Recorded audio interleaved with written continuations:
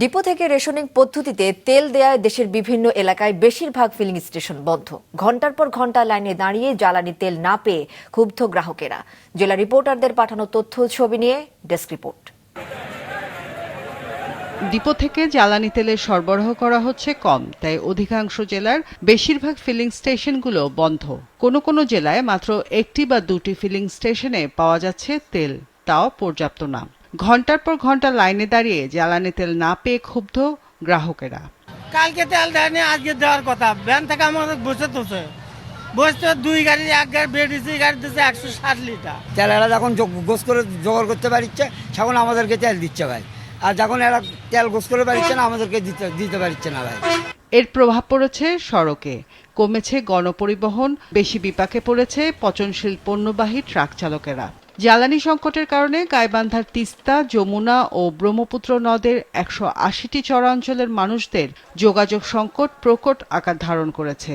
Diesel সংকটের কারণে নৌকা পারাপারে দ্বিগুণ থেকে 3 গুণ ভাড়া গুনতে হচ্ছে বলে অভিযোগ তাদের।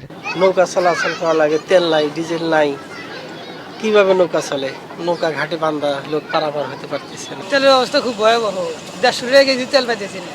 এদিকে বিভিন্ন স্থান থেকে মজুত করা জ্বালানি তেল জব্দ করেছে ভ্রাম্যমাণ আদালত। চাঁপাইনবাবগঞ্জের গোমস্তাপুরে ব্রাদার্স ও সিস্টার ফিলিং স্টেশন নামে একটি পাম্পে তেল থাকা সত্ত্বেও তেল নেই সাইনবোর্ড টানানোর দায়ে 50,000 টাকা জরিমানা করা হয়। ভ্রাম্যমাণ আদালত জানায়, পাম্প থেকে 3,269 লিটার পেট্রোল মজুত পাওয়া যায়। পরে মজুত পেট্রোল নির্ধারিত দামে সাধারণ গ্রাহকদের কাছে বিক্রি করা হয়।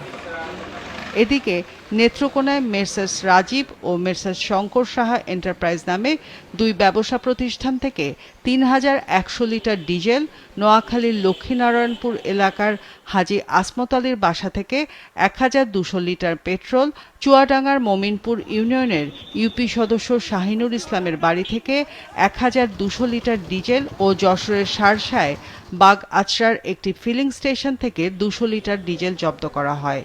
এ সময় অভিযুক্তদের বিভিন্ন পরিমাণে আর্থিক জরিমানা করা হয়।